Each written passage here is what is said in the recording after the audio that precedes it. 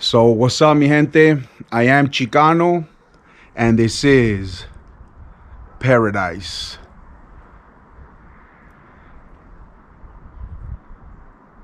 Soon I'm gonna make better use of this GoPro, man, but for now this will do. Today I want to talk to you about, it's gonna be a combination of hood stories, PTSD stories, and war stories. I'm gonna try to combine them both. Well, I will combine them both, and I'm gonna take it easy with this story because this is one of the stories that really impacted my life, like big time, where I saw, like, I mean, I didn't know what the hell war was, like I said, you know, but when I was 10, 11, 12 years old, that's when this was happening. So you guys know Pico Union. If you don't, we're like about 2 blocks west of the Staples Center. The whole area where the Staples Center is now used to be fucking corrupt and used to be bad. One of the worst areas in all of Los Angeles. It used to be ran by 42nd Little Criminals, and they had a prostitution ring going there, a hotel that was strictly for prostitution and dope dealing. And anybody that passed through there would get dealt with unless you were a friend or a member of 42nd Little Criminals. But the city did away with all that, destroyed all those apartments there and those hotel rooms, which was good. It was a good thing because brought the Staples Center, man. So I mean, there's a part of Los Angeles that most of you guys will never even know of existed, and you wouldn't believe, but I'm bringing life to this part of this time of Los Angeles. So I'm gonna be telling the stories is gonna go through me, so you guys could understand that there was an LA that's different than it is now, which was much worse than it is now. There's gangs now, but I mean, they're YouTube gang members, you know what I mean? Let's keep it real. You guys go into the statistics, especially in LA, and compare the amount of murders and the amount of crime now to the 90s, and you'll see the difference. Now people are losing their lives over dumb shit, over a song, a rap song and stuff. It wasn't like that in the past. Back then, people were, at least where I grew up in Pico Union, people were losing their life over business, because 18th Street, they ran a tight shit, man. They had their game on lock, and they still do. I mean, I don't live there anymore, so I can't tell you how it is, but I could tell you of the 23 years that I lived there. The whole area is Pico Union, MacArthur Park, Westlake, all that is when you guys hear me talk about my hood, that's what I mean. Alvarado, Olympic Street, near Koreatown, all that, you know, that's where I grew up. That was a madness that I grew up in. And most of the people, most of the gangs in that area that had beef with 18th Street were either associated with 18th Street at one point or another, or were part of 18th Street and branched out because they wanted to do their own thing. They didn't want to bow down, so to speak. They wanted, they didn't want to be told what to do, so they branched out. You know, a couple of gangs that come to mind is Burlington Locals, the Killer Bees, man. Most people don't know about them because they're small, but they're crazy. If you're in Pico Union, you for sure know about them. And another one is, this one's like, I'm just gonna say the name out there. You'll know. If you know this gang, you're a real OG. You're a real LA OG. But they're called street criminals. And street criminals, these motherfuckers were a branch of 18th Street, mostly before they even became street criminals. And they're mostly immigrant. Most of them were from El Salvador, Guatemala, Honduras. Yeah, before my previous video, you guys heard me talk about traqueteros. Well, that's what these fools were. They were traqueteros, which means they sold dope for 18th Street. And, after a while, they're like, hey, man, these guys are taxing all our money. You know, we're the ones going to jail. We're the ones getting fucking shot at, stabbed, beat up. And something's got to give. So the street criminals, they got together and they're like, let's form a barrio. You know, and they sure did. They formed Street Criminals, which was, basically on 11th Street, right before you hit Alvarado. That whole area, 12th Place, Westlake, around there, that whole area was Street Criminals. So mostly all of not all of 11th, because once you got past Burlington, that was the Retro Boys, but that whole area. And I grew up on Bonnie Bray in 11th. So what happened is these fools started getting bigger. All the traqueteros, which were the immigrants, they're like, you know what, let's band together and start selling dope on our terms. Well, as you can imagine, 18th Street didn't like that. So they started coming down on them. And then the street criminals started getting strapped up, man. And they're like, hey, now we have no choice, man. We got to go to war. And boy, did they go to war. Whew. I mean, this was, I would say, for like a period of like 13 months, 14 months, dude. It was a murder on a daily basis. It was a drive-by on a daily basis. It was walk-bys on a daily basis, because these motherfuckers are neighbors, bro. Like, it's one street separates the other. You know what I mean? One street, there's a barrio here, and then the next street is another barrio. You know what I mean? And when you talk about business, it's different, you know, because, I mean, I used to get around. I went to school in East LA, so the gangs over there aren't the same as they were on the west side, you know. And I ain't even gonna say the whole west side, because I'm talking about Pico Union, you know, where it was all about money and it was all about dope dealing. And that's where the murders came in. And I know on the east side, there's barrios, I'm thinking about the Maravillas and stuff, that it's more like a family. You know what I mean? It's a family, you know, the uncles from the barrio, you know, your brother, your neighbor, everybody, you know, you guys kick it, you chill, and that's how it goes down, you know. And, you know, usually murders happen there because of disrespect and other stuff. But over here, it was about business, you know. And so I'm gonna tell you a specific story of something that happened, which I was about 12 years old, and you were hearing gunshots. Nothing new, right? Nothing new. But then it started getting closer to home. And so we look out the window, and in the middle of the street, fucking a fool from 18th Street, I don't even know what they call him, dude, but he has a fucking shotgun, right? He gets off from his Regal, gets off of his car, starts blasting at the fucking street criminals. Then you see that fool get back in his car, go in reverse into Bonnie Bray, and takes off the other way down 11th Street. And you see 2-3 motherfuckers, a bunch of them, but 2-3 motherfuckers with straps blasting at the car. Pa, pa, pa, pa, pa, pa. And I told my mom, I'm gonna go see him. And my mom's like, no, mijo, quédate abajo, no va. And me, I was stubborn. I was a stubborn kid, man. I was all about the action. And I wanted to go see firsthand. You're young. I didn't know the danger. I mean, I knew there was danger, but this is the first time I had seen like people actually shooting guns, you know, on my block. I heard them before. You heard them all the time, but this was the first time I actually seen motherfuckers blasting guns. What got me the most was, man, I probably knew his name back then, but I don't know him now. But he was a fat motherfucker from 18th Street. Got off his Regal and just pulled out his shotgun in the middle of the fucking street.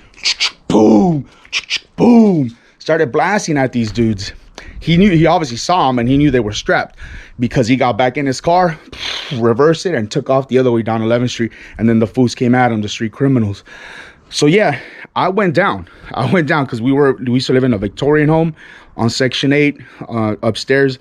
And I came down. I actually ran down, and while my mom screamed at me, mijo, get back over here. And my dad was already asleep, because he go to sleep super early because of work.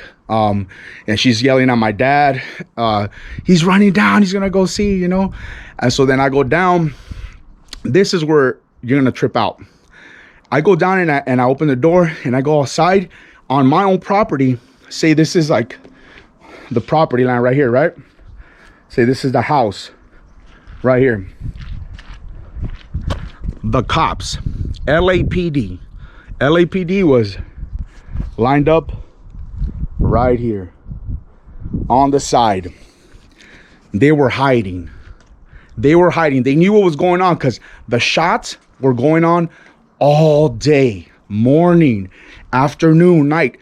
That day there was like a straight up fucking war going on. Shots everywhere. You hear them, Papa, there they go again, you know. And so this was an active situation, an active fucking war zone. And the cops see me, and they go inside. All I could think about is like, these motherfuckers look scared. They were there with their little fucking tiny 38s or whatever the fuck they used to carry. I just remember them being small, like this, with their guns, hiding as they were seeing the street criminals run that way. I mean, that's unheard of nowadays. And if you're a youngster right now, you know what I'm talking about, your teens, early 20s, you're gonna think that that is bullshit because of the way cops are now. Militarized, right? The biggest gang in LA right now is cops. Everybody knows that, dude. Bulletproof vests, fucking badass guns. You know, ain't no gang gonna compete with that. You know, not here. You know, not in the States. So yeah, they got their shit on lock. So, you know, you trip out. But back then, the cops, sure enough, were afraid of the gang members. Because the fucking gang members back then, they had Tech 9s, they had Mac 10s, dude. They had fucking Uzis. Like I told you that story about Green Eyes from Burlington who rolled up on me. And Spanky from 18th Street, he had a fucking Uzi, dog. Uzi, those are, they call those the street sweepers. Because they just... That's all they do. It's a handheld, automatic fucking gun. And that's what the gang members in my hood used to roll with. And so that's why they were scared, you know. But I just remember, obviously when they said go in, I ran back in and we had a window and I was looking at them like, are they gonna act? Are they gonna move? They didn't move. They stood there, waited for them to go. And after that, I didn't see, they could have gone back in their car or whatever, but I didn't hear shots. So they were watching, but they weren't acting on what they saw. And so I just remember that having so much impact on me. I was like, these are the guys that are supposed to protect us. But back then, these guys were the people that were running the streets as far as cops. There were people from Encino, you know, suburbia, nice parts of Los Angeles. But they were working in the ghetto where I lived. And this was like completely new to them. Because the 60s, the 50s, the 70s weren't like this, man. Gang banging became real in the 80s. And so it was like a new transition that they were going through, right? So understandably so, they were afraid. And this went on all the 90s, started to die down in the late 90s. And by die down, I mean where the cops started to gain control. And the cops, I mean, they kill a lot of people now, but they had to, in order to maintain control, in order to gain control, first of all, and now to maintain it. Now they got to instill the fear in the criminal to think like, hey, if you move, motherfucker, you pull any fun, you're going to die. You know what I'm saying? That's just the way it goes. And that's how you maintain control. But back then it wasn't like that, because back then they knew that these criminals had the power. They had big ass guns. They didn't know how to deal with them, you know, and that's how it was, man. So that's my story about 18th Street going head up with the street criminals. And I got more stories about the street criminals because we were terrorized by them, me and my crew, because they thought we were from 18th Street, because, you know, we grew up with people that are from 18th Street, and I got homies that actually got into 18th Street. So, but they ended up dying out at the end. 18th Street killed a lot of them, and a lot of them got locked up. But most of them got deported. And the madness that's going on in El Salvador, Honduras, Guatemala, it's all attributed to the madness that was happening in LA in the 80s, 90s, and early 2000s. So LA, well, United States in general, shipped all that bullshit to El Salvador, Mexico, mostly Central American countries, because like I said, MS and 18th Street, those were the biggest terrorizers in all of the area that I grew up in. And banging was different there. I'm not gonna say banging where you're from ain't hard, but you guys got your own stories. You guys got your own way of doing things. And I know, because like I said, I know people everywhere, mostly the east side, East LA and downtown LA, and you know, Echo Park, that whole area. But yeah, that's it, man. That's my story. Is one of the things that stuck with me, and I think about it a lot, you know, because it was very impactful as a child, and that's what led me onto my path to PTSD and all these stories, man, that I got, that you're gonna get to know LA back in those days through me, you know. So I hope you guys enjoyed that story. It's getting dark out here in paradise, but I'm about to go in and I'm gonna upload this. You know, I'm gonna be the typical YouTuber. Like and subscribe, drop a comment, let me know how it was in your barrio where you grew up. If you're from Pico Union now, let me know what's up. Let me know how things are going on right now. And if you were from Pico Union back then, let me know what's up too. Even if you guys are my old homies, man, you know I left you guys in the past. I did my own thing, you know, but hey, you got to get the fuck up out of the hood, because if I wouldn't have made a move, check it out.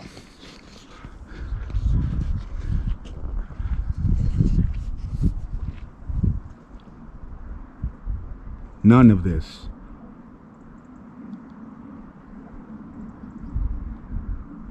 None of this would have been real.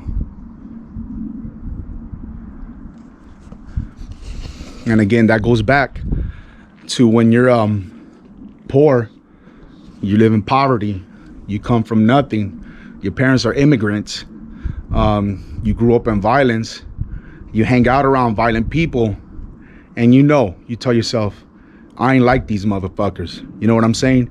I wasn't, you know? So much so that 18th Street wanted me in their hood, and they made it a point. I'm gonna tell you stories about that, about how they went to my house and were telling me, hey, you better get in the barrio. They tried it the nice way, and they tried it the hard way. And then when they saw that I kept saying, nah, man, I'm my own man, then came the problems.